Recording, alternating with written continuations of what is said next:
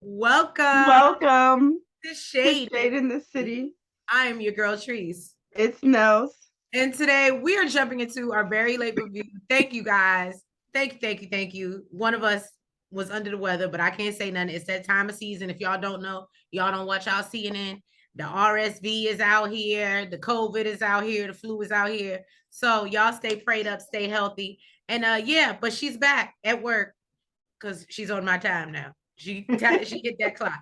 Anyway, no, but thank you guys for waiting around for the review. You know, we couldn't wait to get into the reunion. So sorry for the lateness. But you know, we're gonna get into it and we're gonna get shady because y'all, it was just a lot of stuff. It did give. I'm gonna say it was a good reunion. I did enjoy watching it. Yeah, I hopefully answer a lot of questions in the second part, or hopefully maybe we can start booking some interviews and maybe people can answer some questions for us. I don't know. We'll see. Let's get into it. Let's get shady. I have no libations. I broke my nail, y'all. I broke, and she can't drink. Y'all know she's sick.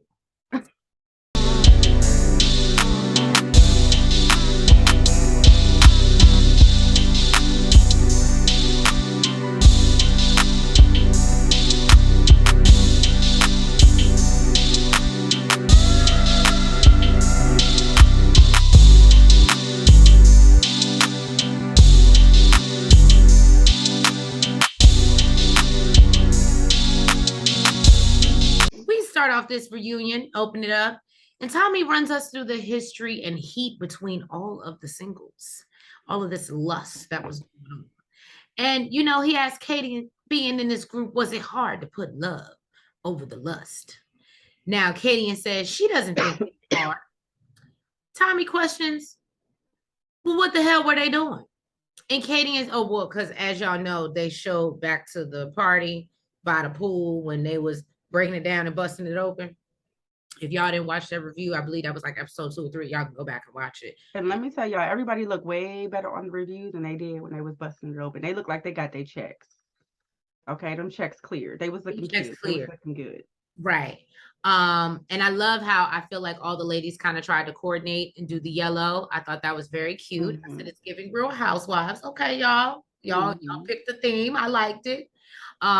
Now Katie says she feels that lust is a part of the love, and she wants the man who loves her to lust after her as well. Now, Tommy asked Sharice, was the lust part hard? And she admits that it was, with all these muscles and handsome men around her. Now, Tommy asked her which one was the hardest, and she says, Swayze. Can I tell y'all, I think that this tit for tat between her and Katie, and she is pushing buttons. Because yeah, I feel like even Samson made a face when she said it. Like, when have you ever been checking for Swayze? And now that I'm like, okay, you're trying to get under old girl skin. We get it. I wish he would have said something. Look, Sharice would have been like, you right. ain't know. We know she ready. So Tommy's like, oh, so you like the little fire department man. Okay. And he's like, well, at least we know he can put the fire out.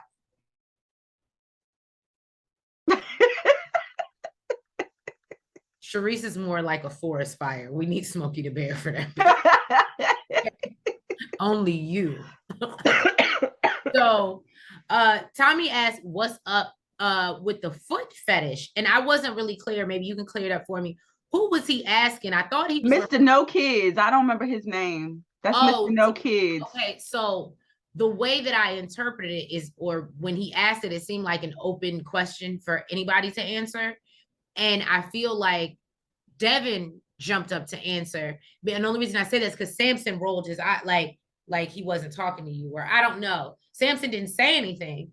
But Devin spoke up and said, yeah, he's a feet guy. And, apparently he has pictures of people's feet in his phone. I don't know, not people's. Well, no, he said he got a collection of people's feet. Yeah, or Sharice's feet. No, I mean Sharice is included in the collection, but he admitted he has a collection. He has a foot fetish. He said that's his thing. He said I was gonna come on his show. It reminds me of somebody that we met who we didn't get to learn that they were a nudist. on the show? Well, they don't have a collection in their phone. I mean, but if you sit down and have a conversation with them, they'll give you all the locations you can go to. I think that's a collection. And, you know, Tommy tells him, well, you put your best foot forward there. I think guys with a foot fetish should keep that to themselves. And just admire, like, feet, right? Be like, you know, you have pretty feet, or, you know, you have pretty toes, whatever. I think that you should finesse. Rub the feet. Like, you know how everybody has things that they like in the bedroom. That, like, I just feel like you should, but I don't think it should be to the point where, like, I'm just sitting there with my feet out, and now you feel the need to smell them and embrace them. Because the word, and that's just the thing is, I think when you add the word fetish to it, it kind of gives it like a negative connotation, right? So because there can be good fetishes.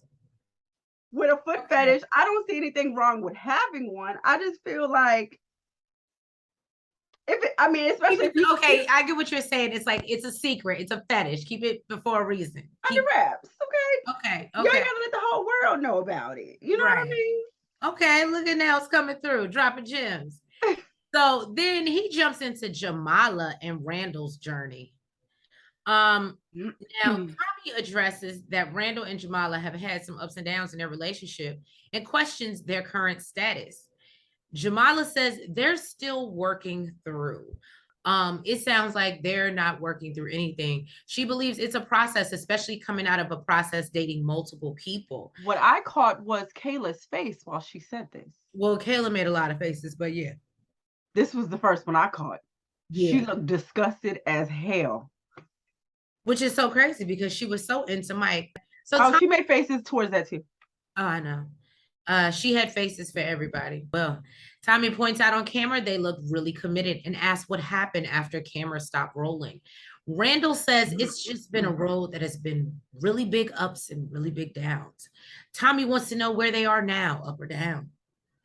Randall says that they're working through it. I said, y'all practice this fucking answer, huh? Because that is not really an answer.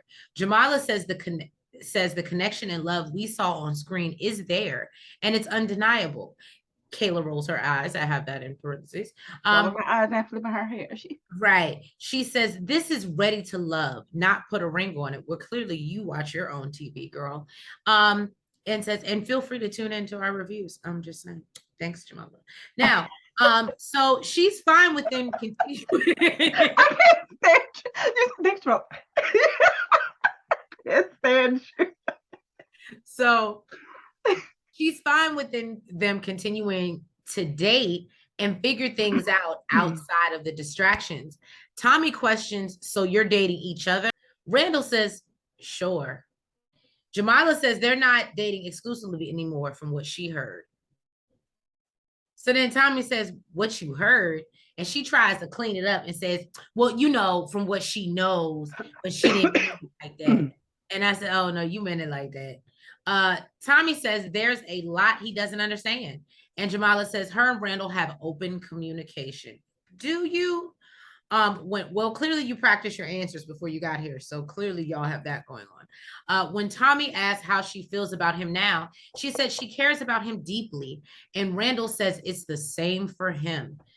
Tommy talks about how they connected early on and asks, how did he know Jamala was the one? Randall talks about their magnetic energy and her beautiful smile and how throughout the process they were on a high and somewhere towards the end they hit a little turbulence. So Tommy asks if they're dealing with some turbulence right now. And he admits there is, but they're working on it. I said, stop saying that. Okay. Tommy, stop asking me that. Right. So Tommy asked if that original spark is still there that they had, because Tommy was trying, it's his job to get to the bottom of the show.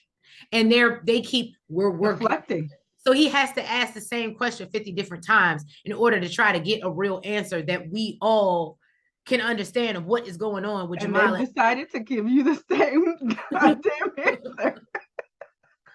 So Tommy wishes them well, and Jamala tells him to pray for them. So Tommy is like, what is really going on? We all need prayer. We jump backstage. The cameras are back there watching everyone. Apparently, Swayze was called up to be a part of Charisse's segment as well. Tommy introduces Charisse and says she showed up for Ready to Rumble rather than Ready to Love, and talks about how she learned to let her guard down. I was like, Tommy, how are you going to throw shade and do an introduction at the same time? But okay, I feel you. I love it. Look, I'm learning from you, Tommy. So they do a recap of Charisse's drama with her talking Dominica, right? About Dominica, the first day to her argument with Zoe, and then her fallout with Samson. And it was funny because I thought it was weird that they wouldn't include the Cadian because that was such a big drama in itself. But I guess they figured that they gonna get there. Right. Now, Tommy says that he learns that Charisse is someone who says what's on her mind. She agrees and says that, but when people get to know her, they realize she's just passionate. And Zoe, I have in my notes, Zoe has ants in his pants and he wants to dance because he can't stop twitching in this moment. Okay. He is like, he's really bothered by Charisse just even talking. So nephew Tommy asked if anyone else was offended by Charisse. Dominica speaks up. Hey y'all, how y'all doing? How y'all doing? I love me some Dominica. She follows us. Shout out to Dominica. I was about to say you kind of sound like her a little bit. Oh, thank y'all. But anyway, I'm gonna let y'all, Dominica, stay there. Your turn gonna come, baby. Your turn gonna come. You've been nice and I've been good, but I didn't like something you did, and I gotta talk about it. But we'll get there. Anyway, so Dominica speaks up about how she insinuated she was basically a stripper. Which I think I told Nels, I was like, no, basically that's what she was saying. By asking if and that Charisse tried to cover that shit up. Gaslight. Charisse tries to clean it up and say she, they're in Miami. And when she meant stage, she could have been in a performer and so. Like exotic. Right. She said that the name Dominica is exotic and she meant no harm. So nephew Tommy calls her out. And I appreciate nephew Tommy for putting her feet to the fire and says, what other stage would you be referring to? And says performing arts. Now, Dominica points out, we're in Miami. You can't do that. Again, which is why my natural assumption when she said it, I was like, she basically is insinuating this girl's a stripper. So nobody was looking, and she's right. She was like, when you said that, nobody was looking for me to hit the stage and sing a song or do no shit like that. Once you said that, people believe I shook my ass. I'm with you. So she also says, plus Dominica is too many syllables. It would have been more like Godiva or Mocha. She also points out that I don't think I was carrying on like I had a stage name. Charisse says it was a fly-by-night conversation. So now you're being dismissive. Dominica says she didn't appreciate it because it came off like she was trying to label her like the ghetto girl. Where they do that at? So when everybody was loud talking and they had been drinking, everybody was drinking. So Swayze says he doesn't think she was loud. They were at a pool party. They weren't studying. Thank you, Swayze. You done been around some loud women. Well, clearly you've been around a loud woman in your life, so you understand. Now, Zoe says, if that's who Dominica is, why should she have to transform or change her personality? I can appreciate that, Zoe. If we don't understand her personality, that's on us. Charisse says, and likewise, if you don't understand my personality, that's on you too. So Zoe says, well, your personality is fake as fuck. He was waiting for that. Oh, a while backstage. It's he was waiting for that. It was giving world star. They were going nuts. So she's still trying to hold it together, though. She was still trying to be cool, calm, and collected. So Charisse lets him know whatever he has to say about her doesn't matter. He talks about how when he left the show, she texts him asking him how he was doing. And she says, because she's not ignorant like he is. Then Charisse admits but she's not a perfect person and she still has work that needs to be done. Zoe calls her fakest again. And Tommy tries to gain control over the conversation. Nephew Tommy questions whether she said anything to Dominica. She admits she called her after. She apologized and took the opportunity to apologize to her again on stage, which I do think was big of her. She says that she's learned a lot during the process and that she feels it will help her grow. You know, Tommy asks, what did she learn? And she says to relax, not be so guarded, because she's used to fighting with people like Zoe. Zoe brings up something about the last dude Sharice was with. Apparently, the whole cast was like, oh, yeah, you know that nigga that she drugged, that they was talking about it in the blogs. And yeah, that's what she did. Y'all better watch Sharice. Oh, I thought that wasn't real. So Sharice brings up the girlfriend, and Zoe doesn't deny it. That's the thing. He never said no. He just told her, shut up, and she was fake. Zoe don't even give a damn no more. He don't even give a damn. So, he just want to curse Sharice's ass out and get the fuck out of here. And so nephew Tommy is like, okay, well, I'm done with this back and forth banter. And, you know, he says that he's happy Sharice learned something about herself during this process. Let's go. Next up is the love triangle with Mike, Brandy, and Kayla. Come on down. Let's see if the love is right. Nephew Tommy does a recap of the difference between the two connections. They did show where Mike, you know, sat Kayla down and let her know that he was no longer wanting to pursue her or the connection with her, because we were like, what? We knew he wasn't going to choose her, but what did he text her? Did he send her a telegram? Bird signal? We ain't see it. So we did see where, you know, he let her down easy. She didn't seem to take it as bad as she did with Randall. Right. I think she kind of just felt, you know, defeated at that point. And, you know, she tried to tell him to review. We were screaming through the screen, girl. We were screaming through the screen. She couldn't see what we were seeing. But, you know, he says it wasn't easy, you know, to be in this triangle with Brandy and Kayla. He says it wasn't easy to be in a triangle with her and Brandy, and says that, you know, him and Kayla didn't connect initially, but, you know, later on they did.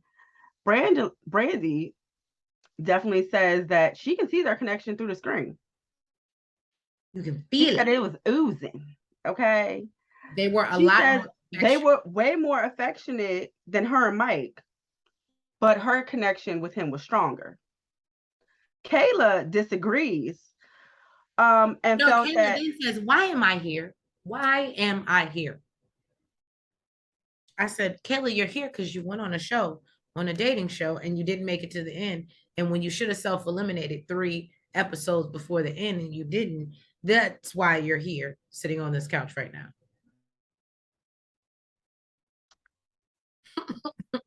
So Kayla disagrees. She feels that they had a raw connection. And Mike says that, you know, they were too much alike. He says that, you know, he got a lot of options. She got a lot of options. I would have been, if I was Brandy, I'd have been like, what are you saying, sir? Right. Nigga, I got options. Right. Like, you gonna make me feel like, the fuck is you saying? I think that's not really what he was trying to say, but still, it didn't come across right. Sorry. It did not. Wrong road. Wrong road. Then Dominica is clearly upset and felt some type of way. She felt like she didn't get a fair chance. And then tells everybody that he's dating somebody else. Yeah, this came out of left field. See, that's the part. Come, Dominica, come to the front. Come to the front. But apparently she don't want to say no names. But she says it's somebody whose name starts with a J. And she makes strawberries. And she makes strawberries. First of all, how you make strawberries? Okay. My notes literally say Dominica is upset because she feels like Mike never really gave her a shot from the jump. And it literally says in parentheses, this is the stupid portion of the show. So, Dominica, I'm not going to disregard your feelings, but I did hear a little black book say something really smart, and it's the entitlement for me. This is a dating show. We have choices. Nobody is required to give you anything, choose you, or anything. If you look at Devin, we wrote his ass off because he didn't claim his kid. Nobody was entitled to give Devin a chance. Like, this is a dating show.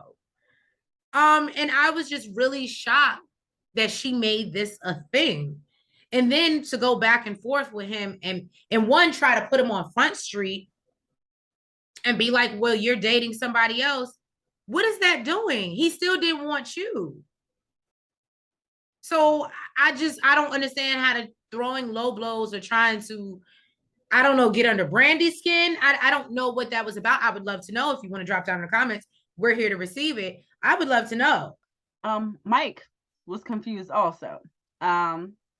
Basically, he says he doesn't know what she's talking about.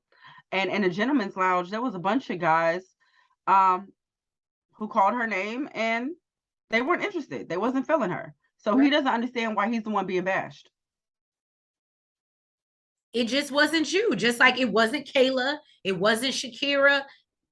Nothing that happened to you didn't happen to anybody else except Brandy and Jamala. So why are we upset?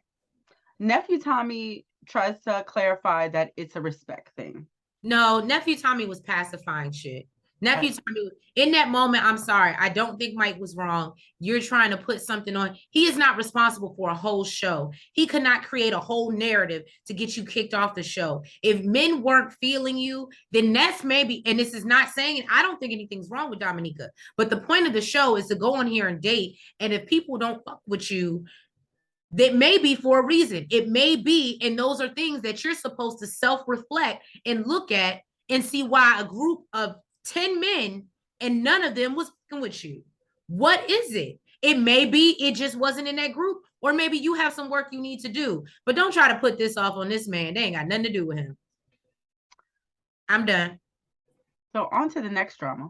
So I don't really know what the hell happened backstage. Nobody knows. Okay, so I don't feel bad now.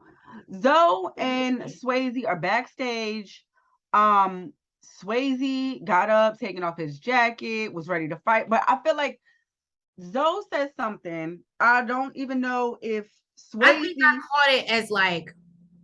So what happened was Katie and Mother May I was doing what she normally does. And she want to not be messy, but you know, she got to stir the pot. That's what we know, she does that. So backstage, she's telling Zoe that the reason why Kayla is in the situation that she's in with Mike is because of that kiss that she gave Zoe when they went out. And because apparently he said something like that when they went on the retreat, that's basically what canceled Kayla out. Mm-hmm. So in the process, Swayze, if you remember, Swayze and Zoe were both on that. Mm-hmm. And he was like, well, if Swayze could have beat me or something like that, then he would have won the kiss. And then Katie was like, oh no, I wish he would have kissed her, whatever. And then for whatever reason, this is where I went lost. This is where it went left. He says something like, I felt like he mentioned something about Zoe being older. I don't know if Zoe took that as shade, but then he said something back, which then Swayze took totally left. And I can't tell y'all. Drop down in the comment, Shade Squad, if you heard or caught what exactly was said. But this set Swayze. I don't even know how you caught all that, and it seemed like it all happened in all of 5 seconds. Oh no, I told you I slowed it down. I was like, hold on, da-da-da. And so the little part that I did catch, I know it was something, it was about Katie and that's what led up to it. And then they were exchanging words. And I didn't think anything serious was said, but whatever, something happened that Swayze set him the fuck off, and he's ready to take off his shirt and try to square up with Zoe. And Zoe was like, you know what? I'm better than this. Production's trying to run after him. And I got a $35 million portfolio. Giving real Miami, man. And I got money. Y'all don't pay me. I got business to take care of. I got a flight to catch. He's going out the country, probably with his girlfriend. And, he said, I'm more than just this show. And Samson is just backstage eating his peanuts, trying to mind his business. I love Samson. This is the guy that I miss. Where is that Samson? Backstage eating your peanuts, minding your business. We talk about the flower child, Shakira. Want to talk about it? Here you go.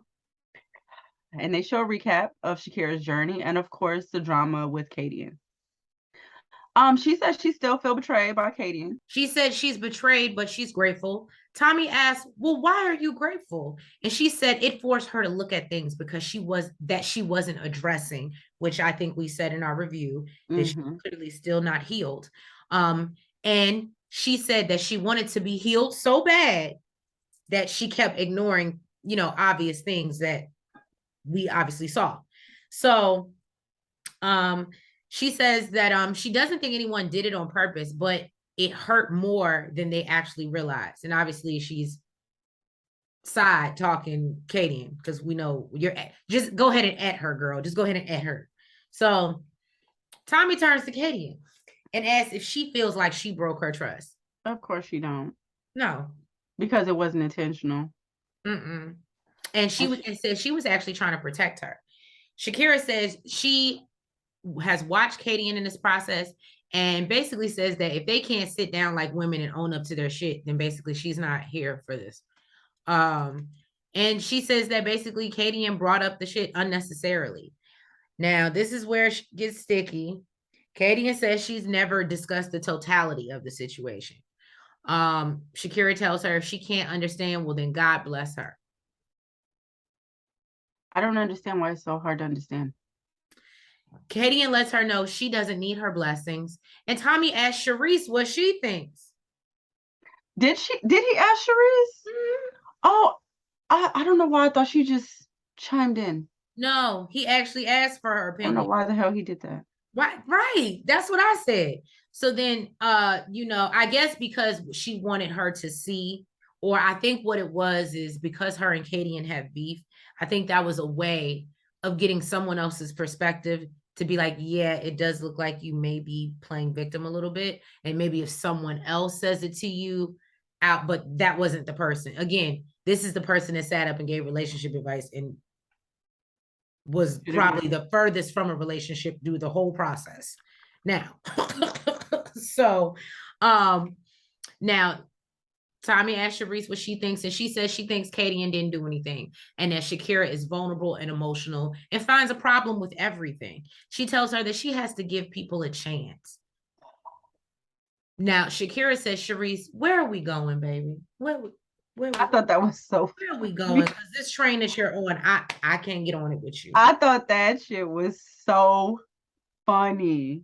So Sharice tells her she just wants her to see that Kadian doesn't feel that she did anything. And Kadian says she could have apologized had Shakira not did the underhanded ish of playing victim. And Kadian tells her she's not doing that with her. Tommy interrupts and he talks about these respect levels again.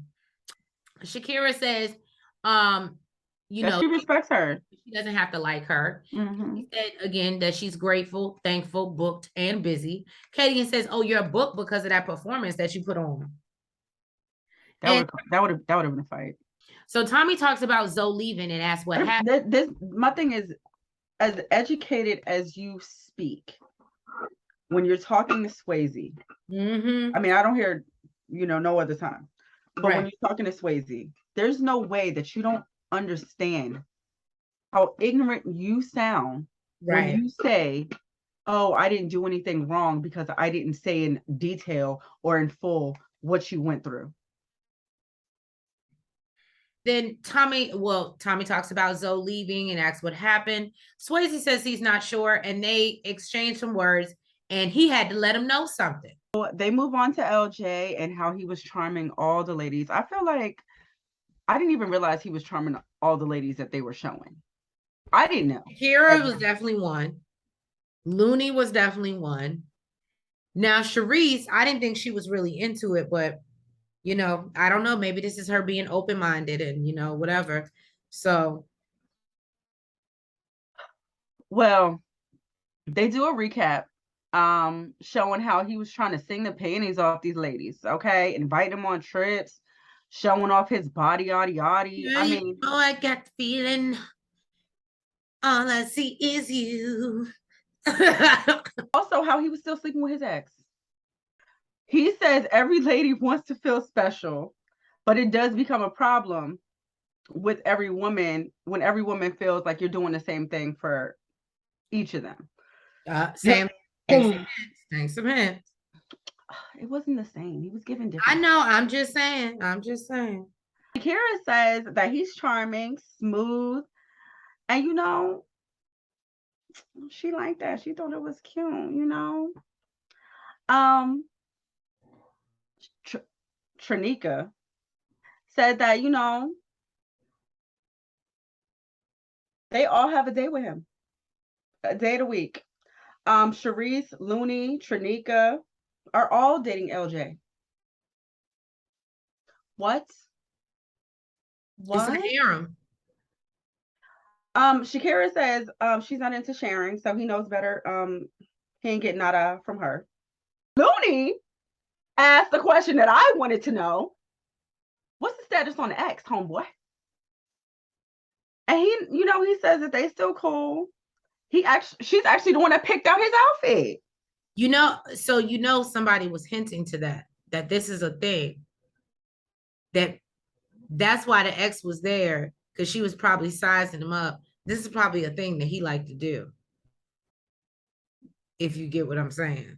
He into some difference. And that's why she could sit at a table and be like, oh no, I don't know, like her. Da, da, da. But he's probably fucking her and fucking him. Allegedly. I'm just saying. And she don't give a damn. Mm-mm. That's why she could sit at that table and did it, because she's doing it with him. Jesus Christ. First of all, he ain't never answered the question. But the fact that she picked out his outfit, to me, gives me all the answer I needed. LJ says it was a hard decision for him to make, whether to go to work instead of going on a couples trip. But he has a 6-year-old daughter. He got responsibilities. He got bills to pay.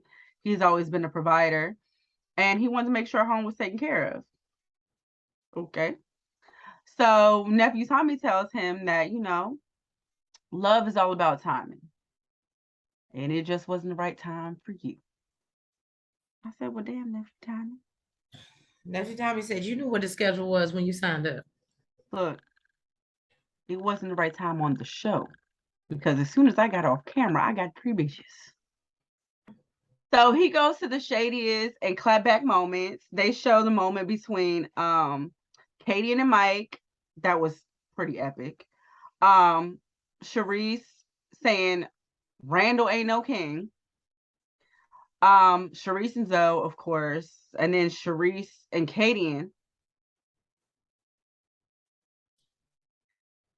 Jamala and Randall, and having his scrotum tickled. I don't know why that just tickles me, because I'm here